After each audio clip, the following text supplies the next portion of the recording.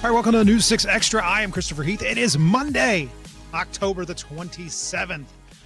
Kath Lee, we're back at it again. Another week. I'll call this, you're like a 3-day week this week. Right. This is a short week for me, but still, I'm back for now. Have a good weekend. Things fun. I did. Saturday was a little busy. Sunday was more relaxed day. Nice. So, how about you? It was pretty good. Had some stuff to do for work, obviously, and then tried to get some things taken care of around the house. And then the family, we met a couple other families and went out to SeaWorld for the Hallow Scream thing. So that was nice. kind of spooky. I don't do haunted houses, just don't like them. Yeah. So I just went and rode roller coasters. Like, they can go get scared. I'm gonna go ride a roller coaster. So I like that. That was the evening. Then I came home on Sunday and watched my Dallas Cowboys embarrass themselves in Denver, creating above my house a cloud of profanity that's probably still hanging over it as I cursed the team. And yet I will watch them till the day I die. Understandable. The Jaguars had a bye week, so I didn't have to be disappointed this week. So They didn't lose. It's better They they didn't did better lose. than the Cowboys. The Cowboys, they sure could have used a bye week. It was bad yesterday. It was real bad. But what are you going to do about it? It's fandom's that way. So no, true. anyhow, so all right. So we're keeping. Last night was it was one of those nights where pretty much things are normal, and then all of a sudden these storms started popping up. And really, depending on where you were, like, it was pretty dry over my house. I'm guessing you didn't get a whole lot where you are. No, Yeah, I didn't. but we had some pockets out there. And we'll talk about that here in a bit. But I mean, it is just, one of those little storms just pops up and just like dumps on a place for quite a while. So, quite an evening. Yeah, it was. Some places got hit really hard, but then it's just weird. It's like that other places, nothing. Yeah. So, all right. Well, Candace has our weather for us today. Candace Campos has the weather with what's going on. Can we expect round 2 of rain here in our area, as well as Hurricane Melissa churning out there in the Caribbean? Here's Candace. Well, we have one more unsettled day across Central Florida. I'm Chief Meteorologist Candace Campos. That front will arrive later on tonight, early Tuesday morning. We'll continue to increase our flood potential for one more day. Flood watch remains in effect until about 8 p.m. Monday evening. But once that front clears, we'll have a secondary round come through Wednesday. That front will be dry, and then it will be ushering in the coldest air we've seen since about early March, just in time for all the Halloween festivities for Friday and into the weekend. But unfortunately, while we track some nice cool air to wrap up the week, we are still tracking Hurricane Melissa, still a Category 5 hurricane as of the 11 a.m. update. Jamaica, again, is still expected a direct landfall on the island by tonight, early Tuesday morning. So kind of widening out the view, here's our next rainmaker. It was that warm front that brought us the record rainfall. Upwards of 19 inches of rain fell just last night throughout parts of Lake County and Brevard County. That was all associated with the first part of the system. Now, the second part is the cold front. You can see there is a band of very heavy downpours moving through the Big Bend. This will continue to work its way into Central Florida starting about 4 or 5 o'clock this afternoon, lingering into the evening with that chance of, again, the potential for flooding as the roadways, some still impassable, and the grounds overall just very saturated. That flood watch remains in effect until 8 p.m. tonight, as we could rack up an additional 2 to 4 inches of rainfall when it's all said and done. So as we take it here hour by hour, highs today will be back in those mid to low 80s. Rain chances, though, back up to about a 70%. And that's really going to be focused once again along I-4 out towards the Brevard County coast. So you can see here clouds of rain futurecast doesn't show a lot till about 3, 4 o'clock in the afternoon. By about 5, 6 in the afternoon, that's where we will start to see a couple of those scattered showers and downpours starting to develop. Some of these heavier downpours could turn strong to severe, so we'll be watching kind of the severity of this as we still have plenty of instability. We got that lift from that cold front that could linger, that could keep the rain and thunderstorms in the forecast till as late as about 10, 11 o'clock. Of course, meteorologist Jonathan Kegas will be watching the radar very closely throughout the evening hours. But as we show you, let's go beyond later on tonight. Once that front clears, we'll have a little pocket of some dry air. Here's that secondary front that will sweep through by about Wednesday, Thursday, really not producing a whole lot of rain. And then look what's in store just in time for Halloween and into the weekend. We're talking some really beautiful looking weather, albeit Some of the coolest conditions we've seen on Halloween since about 2017. So it will be quite some time where 74s are high on Halloween on Friday. By about sunset time, around trick-or-treating time, temperatures will be in those mid-60s, and into the evening, overnight lows for the late trick-or-treaters will be into those low 50s. So if you're going to be out late for all the Halloween fun, just make sure to bundle up. Looking at the latest forecast when it comes to Hurricane Melissa, this is the 11 a.m. update from the National Hurricane Center. Hurricane hunters are in there, and they will continue to go through their scheduled missions throughout the next several hours as we watch very closely the intensification of this storm. Sustained winds now have increased from the 8 a.m. update from 160 now up to 165. Pressure continues to drop. Waiting to see if the eye wall replacement starts happening. That's when the center of the storm starts, kind of think of it like a top. It starts to wobble a little bit. The eye collapses on itself and then regains a new eye. During that process, storms tend to weaken a little bit. So really at the end of the day, that's the only hope that we could see any type of weakening before it makes landfall over Jamaica again later on tonight. Latest forecast still shows sustained winds, probably 160 to 165, maybe a very gradual eye wall replacement between now and then, but you can see we're still talking about the strongest hurricane for the island ever on record. Overnight tonight, early tomorrow morning. Still is a major hurricane, though, approaching areas of far eastern Cuba by Tuesday and into Wednesday. Of course, we'll be watching it very closely. But unfortunately, no matter how much it weakens over the next couple of hours, we're still talking about destructive storm surge, catastrophic flooding, as some models are picking up rainfall rates more in the feet rather than inches. 2 to 3 feet is kind of the lower end of some of those forecasts. So, of course, we will, update you on clickorlando.com and News 6 Plus on everything Hurricane Melissa. But in the meantime, locally here, we are watching for the potential for some flooding today and then drying and cooling down throughout the rest of the work week. And of course, Candace mentioned there some of the weather that we have coming into the area, and a lot of it started hitting Sunday evening. Sun had gone down, and all of a sudden these storms started popping up in a couple areas. One out in Lake County near kind of Eustis, Mount Dora, another in northern Brevard County. The Titusville area got just inundated with rain as it started really flooding different streets there, washing out some out in Lake County. And as Angie Casada explains from Brevard County, one of the places that got hit the hardest, cars were suddenly finding themselves up past the wheel well with all of the rain coming down in just a short period of time. Yeah, even though you can see a lot of the water has been pulled back, there's still a lot of accumulation down the street. A lot of folks making their way outside just to assess the damage, some of them even cleaning up. But a lot of these neighbors here tell us that the water was just rolling in so fast they didn't even have time to move their cars. You could see some of these two cars that were stalled out, but flooding forced some of these drivers to just abandon these vehicles last night. And fire crews say that they had multiple homes with water pushing through the threshold. And residents who've lived in this area for decades say they never seen flooding this bad. This car, it blows my mind. That's the first time I've ever seen a car on the road. And like I said, I've been here. He's been here 30-something years and he's never seen flooding like this. But at the same time, you know, it's scary. You know, you can't get out. I can't move my car. I wouldn't even try. And it's like, God forbid, you know, I needed to get out. There's no way. Similar street flooding was reported in Cocoa, Merritt Island, and Port St. John, with emergency managers saying the volume of calls came in at once. And again, Titusville Fire is pleading with people to just stay off the roads while they finish responding. If your home was hit, Brevard County wants you to report that damage online so that they can document it and guide recovery. Also for parents, they say if you couldn't get to school today because of flooding, it will be counted as an excused absence. We're working to get updated numbers right now just to see how many homes were impacted. Of course, we'll keep you updated on air and over on clickorlando.com. Reporting in Brevard County, I'm Angie Casada, News 6. And about 50, 60 miles to the west of where Angie was, out in Lake County, flash flood emergency started flashing last night, and the county actually had to come in and shut down Crooked Lake Drive near Country Club Drive in Eustis after floods caused their cracks in the road and part of the dirt washing away. And you can see some of this video here, some of this sent to us by News 6 viewers, others that we captured ourselves out there. But you can see just this is what happens when you get this much rain in a very short time period. You get, 6, 7 inches of rain over a day or two. Well, the water has time to go places. Creeks can absorb it, the ground can absorb it. The waste, runoff can go where it needs to go. But you get so much of this so quick, the infrastructure is just not set up to handle it.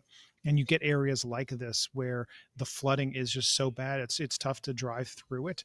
It's tough to even, get around it. And then, of course, in the worst case scenario out in Lake County, as we saw roads being washed away, we have Emily McLeod, our Lake County community correspondent, is out there today getting a couple of really good views of what's going on. We'll have that for you coming up on News 6 starting at 4 o'clock.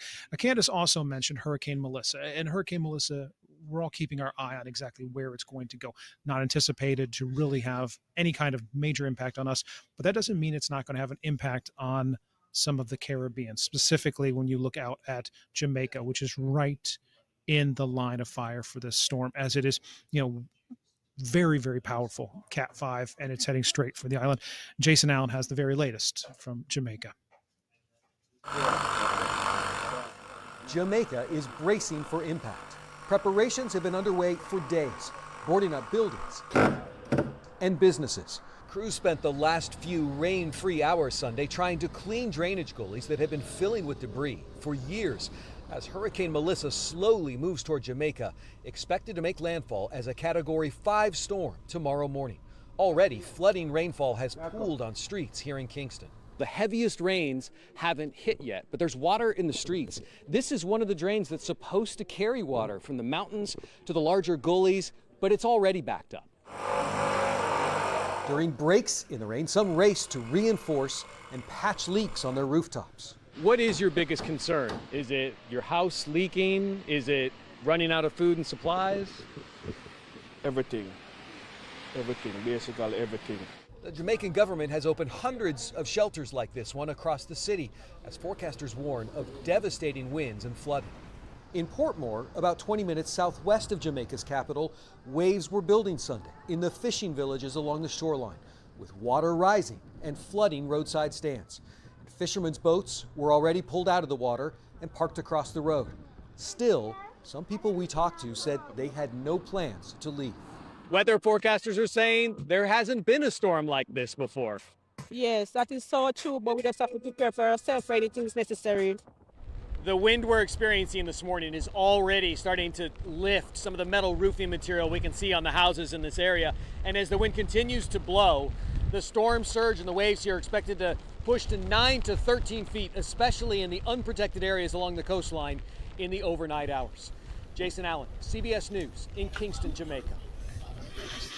And that storm surge is one of those things for those of us who've been through hurricanes here in Florida. It is really what you worry about. The wind is going to come and it's going to be intense, and the rain's going to come and the flooding is going to happen. But that storm surge, when the ocean just comes out of the water, doing just so much incredible damage, and just kind of keep our eye on Jamaica and what they are about to go through with this storm. All right, stay with us. When we come back, my usual depressing story of the day. Our government is still shut down. A fix it forward. Really good things happening. And skeletons getting naked after this.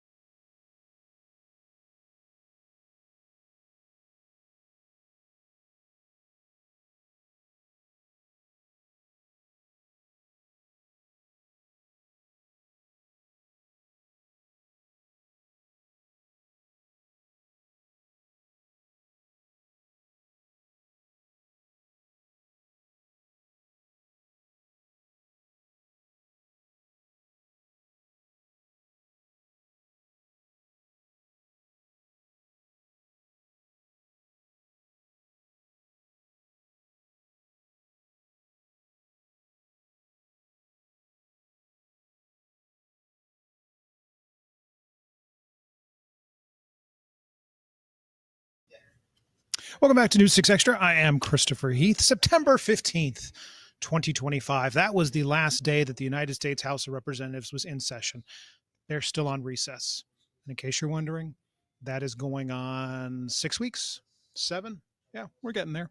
The Senate is going to be back in session today. Of course, they can't do anything other than try and take up that House bill that's already been brought up 12 times and failed 12 times. That's it. Government's not open. No plans to get it open. Houses, 435 of them off doing whatever it is, not in D.C. And the Senate is continuing to rinse and repeat. Nothing's changing there. So Bradley Blackburn explains exactly what's going on and, the people who are now starting to suffer as a result of our elected leaders failing to lead. Here's the story. In Woburn, Massachusetts, mail carriers were delivering groceries Saturday to local food pantries. The carrier's twice-yearly food drive is taking on extra urgency, with SNAP benefits set to be frozen on November 1st for 42 million Americans if the government shutdown continues. Everyone steps up. Everyone's here always to help out and provide. There are similar scenes at food banks across the country, bracing for a spike in need. In Houston, the Military Family Advisory Network is making free food boxes for military families nationwide affected by the government shutdown and a potential lapse in benefits. There's a lot of uncertainty there, and so it's really creating this perfect storm for people. The uncertainty around pay, the uncertainty around those benefits. We were not going to support a partisan Republican spending bill that continues to gut the health care of the American people. In Washington, Democrats are standing firm, demanding extensions to health care subsidies. But on Face the Nation Sunday, the Treasury Secretary pushed moderates to end the deadlock. I would urge moderate Democrats to be heroes, come across the aisle like they did in the spring and pass a clean CR. On Sunday, one of the nation's busiest airports, LAX, ground to a halt because of staffing problems. The airport was back to normal by the evening, but there could be more turbulence ahead. Air traffic controllers will miss their first full paycheck tomorrow. Bradley Blackburn, CBS News, New York. Well, that's fun. Government still shut down. Yep, everyone saw this coming. Saw it coming months ago. Knew this day was coming. And yet here we are. So there it is. Okay. So from that note of crushing morosity to actually something that, well, shows that there's still good going on out there. Paul Giorgio went out and found this mechanic in Volusia County who's basically, well, you hear the phrase pay it forward. You do something nice for somebody that you're not expecting anything in return. You're just doing something nice for them. You're paying it forward. Well, this is fixing it forward, helping out those in need just because it's the right thing to do. Here's Paul's story. It was like a parking lot pit road at the West Volusia Dream Center. But as you can see, this wasn't NASCAR's finest. I just can't have you in the car while I'm lifting. Ed Rosa is the crew chief. He and his team from the nonprofit Fix It Forward were doing light mechanical work and basic maintenance on cars at the Homeless Outreach Center. Samara Salters' Chrysler Sebring drew a caution flag. I bought it at a pawn shop, and it's had a multitude of problems. She lives in her car. She's been jumping the car ever since. Her battery went bad a couple of weeks ago, so every time she needs to drive, he needs to jump it. It's only 10 o'clock. I already jumped it 3 times this morning. But she found a reason to smile. She's getting a new battery along with her brakes checked and an oil change. Make sure the hoses are good. Rosa started the nonprofit a few years ago. He can't keep up with the need from qualified applicants. There are so many homeless people living in their cars in Central Florida. It's unbelievable. And they're driving unsafe. They're driving on tires that are unsafe. They're driving cars with no brakes because they cannot afford just basic maintenance on their cars. After a short pit stop, Salter will be back out, safe. Well, they're fantastic. And in pole position. And I'm so glad that we're able to help them out. At least give them a little bit of hope. Let them know that, hey, you're not discarded in society. There's people out there that are looking after you, that are willing to help you. In Orange City, Paul Giorgio, News 6. I got to tell you, Kathleen, Paul does some of the best pieces that show the best parts of humanity. It just, you watch one of his stories and you feel better. Yes, you do. You do. That is such a great thing to do because, I mean, he's right. A lot of people are living in their cars, so they have to move, they have to be able to go, but they can't afford the basic maintenance on it. So, that is just heartwarming to see. It reminds you that, there's so many things we always talk about, like, oh, well, can you contribute here, give $20, or, we saw the canned food drive, things like that. Sometimes, helping out and being, able to help others. It's just, what are you good at that you can do? You're giving your time.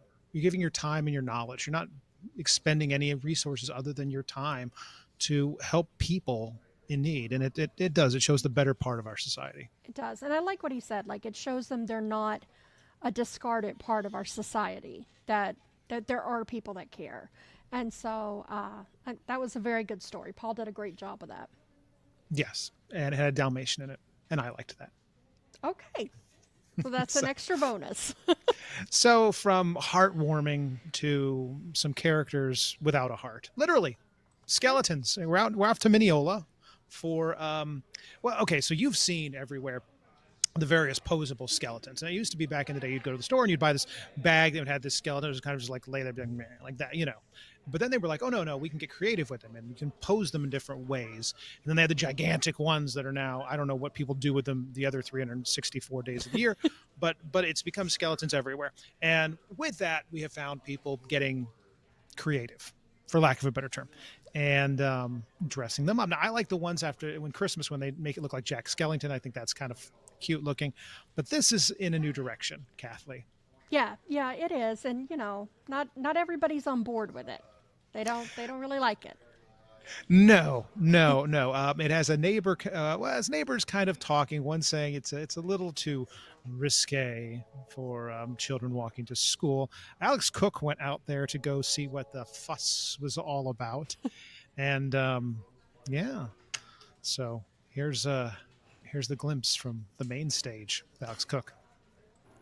It all started with a tip to the newsroom from a neighbor who wanted to remain anonymous, saying there's a skeleton strip club right here on this very porch.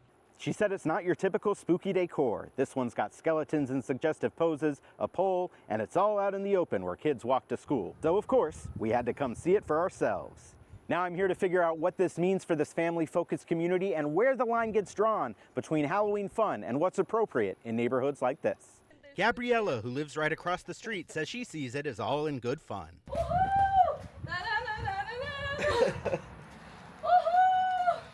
problem. I can sit here. Let's have something fun. Woohoo! She says her two kids love it too. I have two kids and they like to see the skeleton. They are dancing. No problem for us. But not everyone in the neighborhood agrees. In addition to the anonymous tip, we found heated debates on the neighborhood's social media page. One poster said, "I don't see stripping as art. Whether it's skeletons or cartoons, I wouldn't want my kids exposed to sexual innuendos." Another responded, "If you want to see it as sexual, that's your take. Does it show the skeleton removing clothes? How do you know if it's a female or male skeleton?" Another neighbor said, "We live here too. This is very inappropriate." One resident even contacted the Homeowners Association, which replied, "Unfortunately, the HOA cannot do anything about this. Halloween decorations are allowed, and residents can put up whatever holiday decorations they prefer." The HOA advised that the offended neighbor should wait until Halloween is over next weekend, when the display will come down. Meanwhile, Gabriella says she's more worried about the scary, gory displays than this one. I'm afraid when they put a lot of some scare things with no head, something like that, but this is so fun. There's no problem here. Whether they're for or against it, neighbors in this neighborhood can expect to keep seeing this display until after Halloween. In Minneola, Alex Cook, News 6. There you go. Stripping skeletons. By the way, they're skeletons. What are they taking off exactly? I mean, the person made a good point. Like, they're skeletons. You don't know. I mean, technically, I guess you could get down and figure out, like, based on like the size of the hips and the birthing canal and stuff. But I mean, I'm guessing these are not anatomically correct as far as bone structure and density. So setting that aside, neighbors. I don't really have a problem with it. But maybe it's because I don't have kids, but I don't really have a problem with it. I do have a problem with certain Halloween costumes because sometimes Halloween is just your chance to let it all hang out. You're saying I'm too sexy as a sexy kitty cat? Is that what you're trying to tell me? Right. Like, we don't need a sexy Nemo costume or a... or sexy SpongeBob. Yeah, so I would maybe. be a little bit more about that than the skeletons, but that's just me. Oh, I love how as adults have embraced Halloween, it's basically become whatever you were as a kid, just show some more skin. Right. Let it go. Right. Yeah. If you've ever been to downtown Orlando on a Halloween night. Oh, yeah. Well, now I will say downtown Orlando on Halloween night probably doesn't hold a candle to when the Electric Daisy Carnival comes to town and you're That is driving true. around downtown and it's like, whoa, oh my, that is... Pearls get clutched. Fainting Right. couches need to be brought out. Yeah, I understand where all that's coming from. I don't know. I think when it comes to your decorations, take your neighbors into account. Take your neighborhood into account. But at the same time, it's all in good fun. Yeah. It's just there's worse things out there. True. There is true. Like Philadelphia Eagles flags. People can fly those. I think that's inappropriate. Horribly inappropriate. It's offensive. People do it anyway. That is true. That is true. Still bitter about my Cowboys. Anyway, so all right, so sexy skeletons. We're going to keep an eye today, obviously, on more flooding potential. I know Jonathan Kagos will be in later today. Candace already, prepped us for it. The rest of the week looks good. We have nice, cool Halloween. Are you going to have to make any changes to your Halloween plans with the cool weather? Or are you? Yeah. Well, I go all out for Halloween. No, I don't. But so I don't think I'm going to have to make any changes. I will probably wear like a Halloween shirt, and I may get some candy and pass out some candy. But I don't think I'll need to make any big changes, Yeah, no need for an overcoat. I've got to see exactly how warm mine is, and then I'll know whether or not I'm going to have to make any last-minute changes. Because it'll be down to the low 60s. It's not cold, but it'll be cooler for sure. Yeah, that is true. I can't wait. I'm excited for the cooler weather. Like, bring it on.